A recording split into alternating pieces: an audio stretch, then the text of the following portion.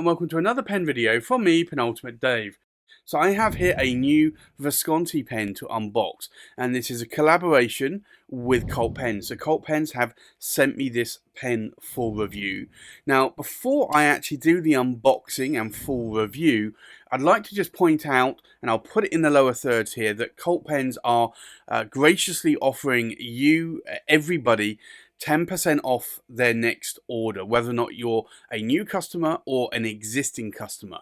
So if you want to order something from Cult Pens, then do use my promo code below, Penultimate10. I'll also put that in the video description, as well as a link to this pen as well. So this is another Visconti, but this is a special Visconti. Now, this you'll see here is a Visconti Rembrandt. But it has a number here, and this is number 08. And I'll tell you why in a moment. So let me unbox this pen. So you see here the modern style Visconti box. So it comes in this cardboard box. I do like these boxes a lot. They are fairly minimal in terms if you are collecting pens. You don't have a huge box or a heavy box to store. So if I lift the lid on this pen box, you'll see a little pen pillow, which is actually quite nice to be able to put your pen on. And then you see the pen, and if I just remove this here, you'll also see a Cult Pens. And this is a special edition in honor of our 16th birthday. Visconti have specially crafted 80 luxury exclusive fountain pens. We're so happy to reach this milestone, and we thank you for supporting our passion for pens. So this is number 8 of 80. You also get a Visconti lovely brochure as well, and it details the history on Visconti, Florence in Italy, and it shows some of the pens like the Florentine craftsmanship here on the Il Magnifico, the Leonardo da Vinci Macchina. I have both of those in my collection. The Bronze Age, Lava Homo sapiens, the Blue Lagoon as well, and then some Visconti Van Goghs, the Ecologic, and some of the more expensive limited editions like the Voyager 30 as well, and detailing the types of mechanisms that Visconti use, like the hook safe lock mechanism. You can also get my pen finials for a lot of the Visconti pens. They're magnetic, and you can just attach either your initials or gemstones to the pens, and it's called the My Pen system. So you get that booklet, you get obviously the limited edition card there, and then you get the pen. So let's remove the pen and we'll do a review of this pen. So this is the Visconti, and this is the Cult Pens limited edition, and this is number 8 of 80. Now, this is a Rembrandt. You'll see here it has the Visconti V logo. This is a newer modern Visconti logo that Visconti have been using for about the last year, maybe 2 years now. Now, the other finial here on the end of the pen is just a dome. Now you can see here you get the standard Visconti bridge clip, and the Visconti bridge clip is laser etched, and I do like this a lot. I have a lot of Viscontis that have the enamel, and although the enamel adds a little bit of colour, sometimes the enamel can flake off, and I've had that on a few pens. It's not a major issue, and Visconti can rectify that, but I like these laser etched wordings of the Visconti name there, because that actually just makes it stand out in my opinion. Now the cap band here, you'll see here it says made in Italy, and it says Visconti. Now the Visconti Rembrandt was originally one of the lower price pens range from Visconti. That has now been replaced by a few other models as well. The Rembrandt I do like. It has a magnetic closure, so you just literally pull it to come off, and it's quite a strong magnetic closure. Now It does have a metal section here, and this is in a gold trim plating. Now, some people do say that they don't like metal sections because they find them quite slippery. And in all my years of collecting, I have never found a Visconti Rembrandt in my collection or a Van Gogh that also has a similar silver section to be slippery. Even in the warmest of months in summer, I have never had a problem with those. Now, the nib here is a number 5 size nib, so it's a small nib. It's not the regular number 6 size that you might find on, say, a Visconti Homo sapiens. But it has the new sort of logo etching there on the nib, and it's a medium nib. Now, Visconti did switch to the dots to designate whether or not 1 dot, I believe, was a fine, 2 dots was a medium, and 3 dots was a broad. And that confused a lot of people. So they have also been including the nib width on there as well. So that's an M for medium. Now, it comes with an ABS plastic feed there as well. Colt Pens asked me what nib I would like to try, and I said a medium or broad, and they sent me a medium. Now, in terms of the filling mechanism, it's a cartridge and cartridge converter. This does come with the cartridge converter in the pen, in the box. So I was very glad to see that. I think I've not bought a Rembrandt for a while, but I think in some markets, in some regions, you don't get the converter in a standard Rembrandt, and that is an optional extra, but you do get some cartridges. But this one does come with a cartridge converter, so I'm really glad to see that. Now, in terms of price point, this is a little bit more than a standard Rembrandt. A standard Rembrandt is typically around about 140 UK pounds. This comes in a little bit more at £200. However, it is a limited edition, and it's got this really, really beautiful sort of material. Now, this material, this color, is quite dark. Now, initially when I looked at this pen, I thought it was a black. I'm hoping my studio lights do pick up on this a bit. It's a very, very dark blue. So it is a lovely material, and I think Colt Pens really picked a stunner here, especially with the gold trim on this pen as well.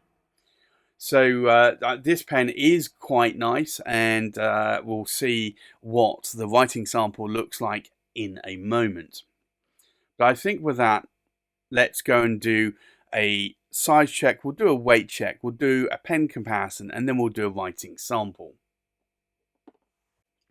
So the full length of this pen, we are looking at about 138 millimeters in length. The length of the cap, we are looking at about 64 millimeters in length. Now, the length of the body to the tip of the nib or tip of the tines, we are looking at about 122 millimeters in length. So that is actually quite a nice length of pen. You can see it here in the size of my hand. Can I post the cap? I can. It's not magnetically posting like it does when you put the cap on the section, but it does actually sit quite nicely there. So if you are a cap poster, this pen will actually post quite nicely. If you are not, then honestly, this still is actually a nice size in my hand. So for me, I probably wouldn't post this cap, but then again, typically I don't post a lot of my caps. I only post caps when I feel a pen is too light or too short. Now I think let's do a weight check. So the full weight of the pen, we are looking at around 33 grams in weight. The weight of the cap, we are looking at just over 13 grams in weight. And then the weight of the pen, we are looking at just under 16.5 grams in weight, and that's uninked. So Once it's inked, you're going to be looking a little bit more closer to 16.5 grams. So I think with that, let's do a comparison with other pens. So from left to right, we have a Visconti Ashford, we have a Visconti Racetech, we have a Visconti, and this is the Queen's Anniversary Visconti. We have a Visconti Homo Sapiens, we have the Visconti Cult Pens Rembrandt Exclusive, we have a Pelican M600 Turquoise White, we have a Pelican M800 Vibrant Blue, we have a TWSBI Mini AL, we have a TWSBI Diamond 580 AL, and we have a TWSBI VAC 700R in the iris. Now, I wanted to just talk about the material on this pen. So not only is it a dark blue material, but it is an acrylic resin. It is a very nice resin. It's not sort of a swirly pattern like you would have on the Van Goghs. One other thing that I would like to say as well is that if you look very closely here on the cap, you will see it actually has the limited edition number there. And it is engraved on the cap, so it's number 8 of 80. I always like it when pen manufacturers do an engraving on either the body or the cap, but they make it subtle, so it's not in your face like all over the section or on the body where it's going to be noticed. So this, you really do have to look for this, but you will see that there, number 8 of 80, along with that made in Italy that I showed you and the Visconti brand name there. So I think with that, let's go and do a writing sample. So let's do the writing sample. So this is the Visconti Rembrandt, and it is the Cult Pens exclusive. So you can only buy this one at Cult Pens. Now, as I mentioned earlier, this is a medium nib and it is a steel nib. Now, the ink in here today, I decided I would ink it up with a Visconti ink. So this is Visconti Blue. Now, in terms of line variation, let's take a look at this here. So it is a steel nib and you're getting, I definitely would say, a Western medium line. Now, if I try to apply a bit more pressure, you can probably coax it to a broad line. And if I do the figure of 8, you can see here, it does have quite a little bit of flex to that nib. But do remember, it is a steel nib, so like you will get some line variation out of it. Now, you can see there that this pen is writing flawlessly out of the box. I've not done anything with the nib. Cult Pens have not done anything with the nib either. So this is an out-of-box experience from Visconti. Now you can see there's no hard starts or skips. So this is a very good writing nib. Now, in terms of wetness, let's take a look at this. We'll do a wetness test.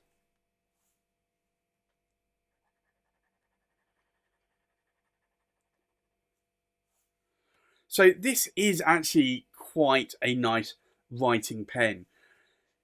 It's not too wet, but it's wet enough. So you could actually use this nicely in a journal.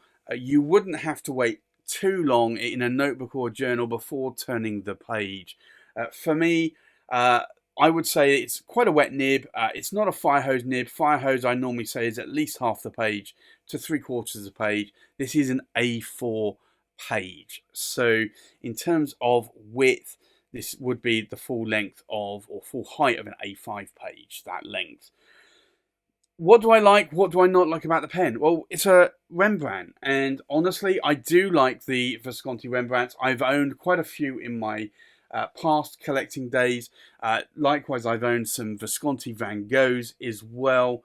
For me, I typically do like them. They are what I would consider an affordable pen. They're not the cheapest of pens. You can get pens from £20 upwards to £100. I would say these are probably the next line of pens. So typically the Rembrandts sell for around about 140 £100-ish, 144. This is a little bit more expensive. Being a limited edition, it's £200. There is only 80 of these pens. If you do like a dark blue version, then definitely go over to Cult Pens. Take a look at the pen. The link is in the description below. But I like these pens. I really do like these pens a lot. So there really isn't anything that I dislike about this pen. You can see from the writing sample here, the pen writes flawlessly out of the box. And I know a number of people, certainly on forums, will chastise Visconti for pens that don't write. I rarely have had a pen that doesn't write from Visconti.